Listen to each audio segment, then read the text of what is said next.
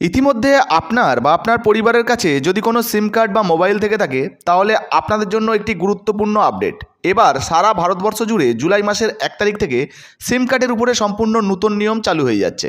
তো বর্তমানে নতুন নিয়ম কি চালু করা হচ্ছে, কেন চালু করা হচ্ছে, এই বিষয়ে কি জানানো হয়েছে সমস্ত কিছু এক এক করে জানাবো। তাই খুবই গুরুত্বপূর্ণ ভিডিও, একটুও স্কিপ না করে পুরোটা দেখুন। আপনি যদি আমাদের চ্যানেলে নতুন আছেন অবশ্যই চ্যানেলটিকে সাবস্ক্রাইব করে পাশের বেল আইকনটিকে অন করে রাখবেন এই ধরনের গুরুত্বপূর্ণ ভিডিও সবার আগে পাওয়ার জন্য। ফেসবুক থেকে দেখলে পেজটা ফলো করতে ভুলবেন না। তো চলুন বন্ধুরা, ভিডিও শুরু করা যাক। তো বন্ধুরা, এবার দেশ জুড়ে সিম কার্ড নিয়ে আবারও সম্পূর্ণ নতুন নিয়ম চালু হয়ে গেল।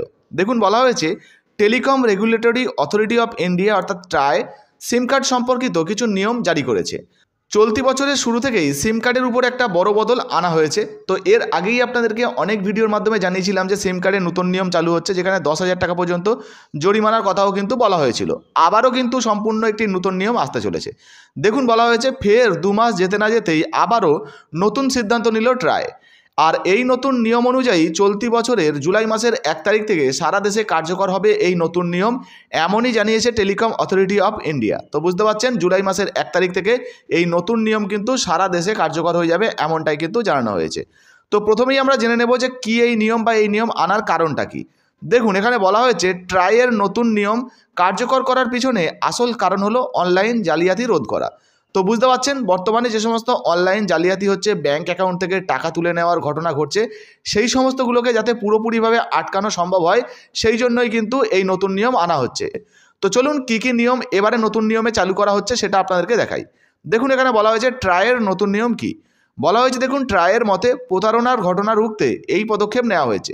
ট্রাইয়ের নয়া নিয়মাবলী অনুযায়ী সিম কার্ড সোয়াপ করলে ওই নম্বরটি অন্য টেলিকম সংস্থায় বদল করা যাবে না।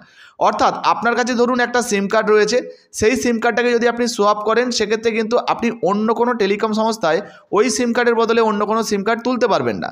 তো এই যে সিম কার্ড সোয়াপিং, এটা আসলে কি চলুন সেটা আপনাদেরকে একটু দেখিয়ে দিই, তারপরে বিষয়টা আপনাদেরকে বুঝিয়ে বলছি। তো প্রথমেই আপনাদেরকে জানিয়ে দেবো এই সিম কার্ড সোয়াপিংটা আসলে কি, আপনাদেরকে জানিয়ে দিই। এক কথায় যদি বলতে যাই তাহলে একই নাম্বারের দুটো সিম কার্ড। আর এখানে দেখুন বলা হয়েছে যে এই উপায়ে তোলা হয় সিম। একবার আপনার ব্যাংক অ্যাকাউন্টের সঙ্গে যুক্ত মোবাইল নাম্বারটি পেলেই কাজ শুরু করে দেয় অপরাধীরা। প্রথমে জাল আইডি দেখিয়ে আপনার সিম কার্ড টেলিকম অপারেটরদেরকে দিয়ে ব্লক করে অপরাধীরা। অর্থাৎ আপনার যে সিম কার্ডটা সেটাকে কিন্তু বন্ধ করে দেয়। অর্থাৎ আপনার হাতে যে সিম কার্ডটা রয়েছে, আপনার হাতে থাকা সিম কার্ড, সেটা বন্ধ হয়ে গেছে। তারপরে ওই একই নাম্বারের আরেকটা সিম কার্ড তোলে, যাতে আপনার ব্যাংকের সব বার্তা যেতে পারে তাদের কাছে।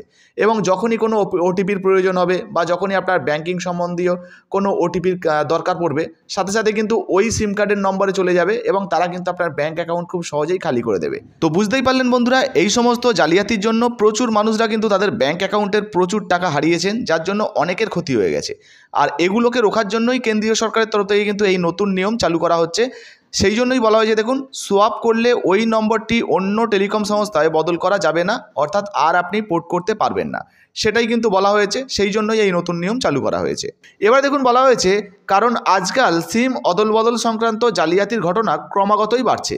এই জালিয়াতিতে স্ক্যামার সহজেই প্যান কার্ড এবং আধার কার্ডের ছবি এবং অন্যান্য মোবাইল হারানোর অজুহাতে একটি নতুন সিম কার্ড পেয়ে যায়। এবার থেকে যাতে তা না হয় তাই এই নতুন সিদ্ধান্ত নিয়েছে ট্রাই। তো বুঝতে পারছেন বন্ধুরা, এই সিম কার্ড সোয়াপিংয়ের মাধ্যমে যে সমস্ত স্ক্যামাররা বা প্রতারকরা প্রচুর মানুষদেরকে প্রতারণা করছিল, ঠকাচ্ছিল, তাদের ব্যাংক অ্যাকাউন্ট থেকে টাকা তুলে নিচ্ছিল, সেগুলোকে রোখার জন্যই কিন্তু এবার কেন্দ্রীয় সরকারের তরফ থেকে বা ট্রাইয়ের তরফ থেকে সম্পূর্ণ নতুন নিয়ম কিন্তু চালু করা হয়েছে। তো এই বিষয়ে আপনাদের যদি নিজস্ব কোনো মন্তব্য বা মতামত থাকে অবশ্যই নিচের কমেন্ট বক্সে কমেন্ট করে জানাবেন।